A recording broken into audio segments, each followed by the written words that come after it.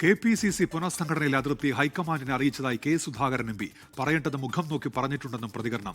K Sudhakaran ഉന്നയിച്ച വിഷയങ്ങൾ മാധ്യമങ്ങളോട് പറയാൻ കഴിയില്ലെന്ന് AICC അധ്യക്ഷൻ മല്ലികാർജ്ജുൻ ഖർഗെ പറഞ്ഞു. KPCCയുടെ തെരഞ്ഞെടുപ്പ് പ്രചാരണ പദ്ധതിക്ക് തിരുത്ത് നിർദ്ദേശിച്ച AICC എല്ലാവരും ഒറ്റക്കെട്ടെന്നും പാർട്ടിയിൽ അനൈക്യമില്ലെന്നും KPCC അധ്യക്ഷൻ സണ്ണി ജോസഫിന്റെ പ്രതികരണം.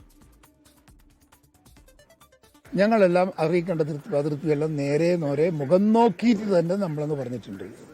നമുക്കിതിനെ അടിക്കേണ്ട കാര്യം നമ്മൾ പറഞ്ഞു, നേതാക്കന്മാരാണ് ഈ പാർട്ടിക്കകത്ത് അനൈക്യമുണ്ടാക്കുന്നവർ.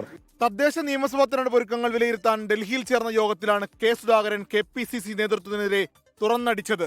സുധാകരന്റെ വിമർശനത്തെക്കുറിച്ച് ചോദിച്ചപ്പോൾ കോൺഗ്രസ് അധ്യക്ഷൻ മല്ലികാർജ്ജുൻ ഖാർഗെയുടെ മറുപടി ഇങ്ങനെ: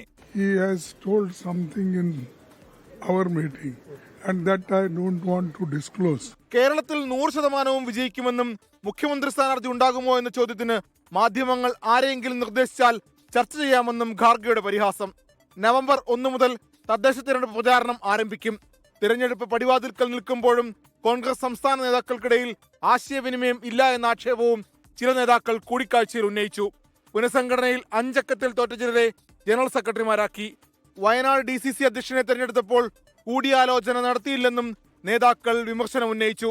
തെരഞ്ഞെടുപ്പിന് സജ്ജരാകാൻ വിളിച്ചു ചേർത്ത യോഗത്തിൽ കണ്ടത് നേതാക്കൾക്കിടയിലെ അനൈക്യവും അഭിപ്രായ ഭിന്നതയും. ഇതെല്ലാം മറികടന്ന് ഒറ്റക്കെട്ടായി തെരഞ്ഞെടുപ്പിന് ഇറങ്ങണമെന്ന ഹൈക്കമാൻഡ് നിർദ്ദേശത്തോട് എത്ര നേതാക്കൾ വഴങ്ങും? ഡൽഹിയിലെ AICC ആസ്ഥാനത്തിന് മുന്നിൽ നിന്നും ആശിഷ് മട്ടുവിനൊപ്പം അജീഷ് ജയകുമാർ, 24. ലോകത്തെവിടെയായാലും ഏത് സമയത്തും 24 വാർത്തകളും ഓഗ്മെന്റഡ് റിയാലിറ്റി പാക്കേജുകളും എക്സ്പ്ലെയിനറുകളും വിശദമായി കാണാൻ ഞങ്ങളുടെ YouTube ചാനൽ നിങ്ങൾക്ക് സബ്സ്ക്രൈബ് ചെയ്യാം.